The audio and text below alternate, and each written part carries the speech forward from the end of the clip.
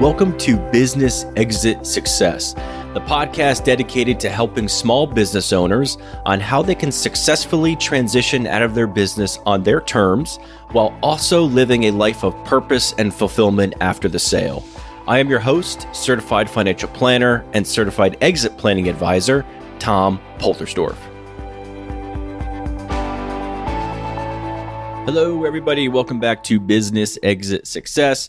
We are continuing our discussion on exit readiness and the three types of readiness issues owners face when considering stepping away from their business. So, quick review. The three exit readiness factors are personal readiness, which we just did an episode on. So, if you missed it, that was episode 23. And you can find that along with the resources beyondyourexitwm.com/podcast. The second readiness factor is financial readiness, which we are going to discuss today. And lastly is business readiness, which we will talk about on our next episode. So why are we digging into these again? I want to reshare this story real quick for those who did not get to listen to episode 23 yet. But in a nutshell, I was at a networking event with other professional advisors in the exit planning space.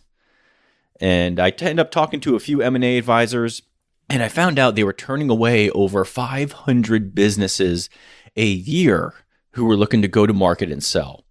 They were turned away because they were not in good enough shape to go to market for a sale. So mergers and acquisition advisors are the intermediary for the business owner who wants to buy or sell a business. That is what they do all day, every day. So this really surprised me. 500 businesses were turned away. So today we are talking about common financial readiness issues. And as a certified financial planner, I see this a lot because we dig deep into the personal and business finances of owners. So I want you to imagine this scenario. You are running your business and you are taking home a very comfortable, solid amount of income per year from the business. Let's just say it's $300,000 a year. Your business cash flow is great. You are profitable. Revenue is steady and increasing. If you were to step away from the business, let's say 10 years from now, how much money would you need to have in a bank account for you to continue living your current lifestyle on $300,000 per year? If we factor in 3% inflation, if we include receiving $30,000 a year in Social Security income, if we assume you live to age 90 in retirement, you would need close to $4 million in a bank account to support your current lifestyle. $4 million, folks. And that's just a time value of money calculation. Now, if you have been saving and investing along the way, maybe you have money in a 401k, or maybe you have a pension or a defined benefit plan. There's lots of retirement plans you can set up for your business. If you've been saving and investing up to this point, that number will, of course, be less. But usually, in my experience, a lot of business owners are not saving enough. And that ends up being a very large number that they need to accumulate by the time they want to leave and step away from the business and retire. And that's only using a minuscule number for inflation at 3%. We all know right now it's way higher than that. I've heard things around 6 to 7% inflation. It's been a very long time since it's been this high. Interest rates are through the roof. Everything is expensive. So the cost of everything right now, and we are in early 2023, has increased dramatically.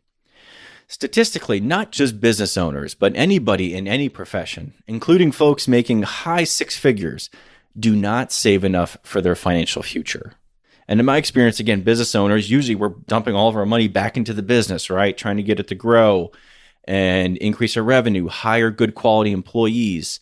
What's the difference, though, for business owners versus, a normal person who works on a W-2 job? Us business owners, we have this one asset that we hope to one day sell. We hope to one day say, I'm ready to exit and sell my business for X number of millions of dollars. We're profitable. Revenue has been great the last several years. We reach out to an M&A advisor to assess our business and let us know what we can potentially sell it for. And we find out they can't take it to market because in its current state, it isn't worth anything. And I know what you're thinking. You're probably like, how can it not be worth anything? I'm taking home $300,000 a year. Revenue is great. We're profitable. I've been doing this for 25, 30 years. And the truth is, folks, it doesn't matter. That's only a part of the overall equation to what makes a business attractive in a sale. Just because you are a profitable business does not mean you are a sellable business.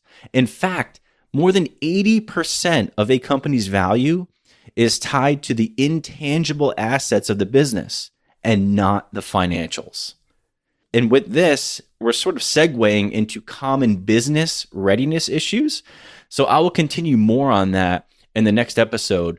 But what I really want to drive home is that this is perhaps the biggest financial readiness issue, is depending on our business to be our one-way ticket to retirement. If we are in our 60s, mid-60s, late 60s, or even 70s, and we find out the business is not attractive enough to go to market, and we haven't saved and invested enough outside of the business to support our lifestyle, our options are as follows. We can lower our lifestyle standards and aggressively save and invest in a 401k or a defined benefit plan or other type of retirement plan. We can implement strategies to increase the value of the business so that one day you can go back to the M&A advisor and take it to market.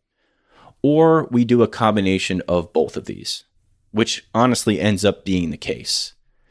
And if you're telling yourself, well, I will just take the steps to increase the value of the business, I agree, you certainly should, and I help owners with that process. But from my experience, it takes a lot of time, commitment, discipline, and your attention to grow value in a business.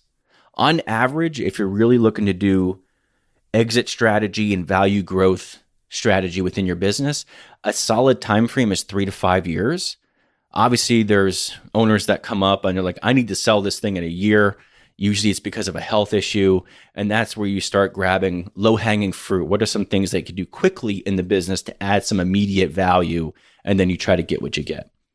And for some people, if they're in their late 60s or 70s, honestly, when you go and you want to grow value in a business, many don't want to deal with the hassle of doing it. So they sell for a drastically lower value, or they don't sell at all and end up liquidating the business to get as much from it as possible. This is why engaging in exit planning early, having these exit planning conversations early, is so important. You do not want to end up in the situation I just talked about. So here's what you can do about it. Go to an exit planning advisor and get an open market valuation done on your business. Understand what it's currently worth. What are your strengths and what are your weaknesses when you look at your company from a buyer's perspective? And when you compare that information to what you as the owner need to live on in retirement, you now have the knowledge on how much you need to save to reach your retirement goal. You now know how much you will need to grow your business by to sell for your desired amount. You now have everything you need to build your plan for a successful transition that, if done correctly, can be done on your terms and when you're ready. Folks, if you're a business owner, this is what we do all day, every day. We do an assessment of the business, come up with a value, and then compare that against what you will need in retirement to live comfortably. Usually, there is a gap, and we take the steps to make sure you are saving enough and making the necessary improvements within your business to increase its value so one day you can close that gap. You can exit when you're ready and on your terms. So there's a resource I want to include. It's just a link. It's a link to a retirement calculator that I really like. I have no affiliation with it, but I like the visual component it has, and the entry fields are super easy to understand. So check that out. Plug and play with your numbers to get a general idea of where you're at. Now, please be aware and make a note that there's a lot more that goes into this. There's a ton more that goes into this, especially when you factor in real inflation numbers, taxes, if you have kids, saving for college. So don't take the numbers you get as fact, but I feel it's better to start with something rather than not starting at all. The link and resources will be in the show notes, and you can find that at beyondyourexitwm.com/podcast. And this is episode 24. I hope it's helpful, and you all make it a great day. Hey, everybody, real quick before you take off, If you found this episode helpful in any way, please rate the podcast and leave a review. I would love to get your feedback and see if there are any topics you'd like to hear more about going forward. Thank you, and I appreciate you all very much.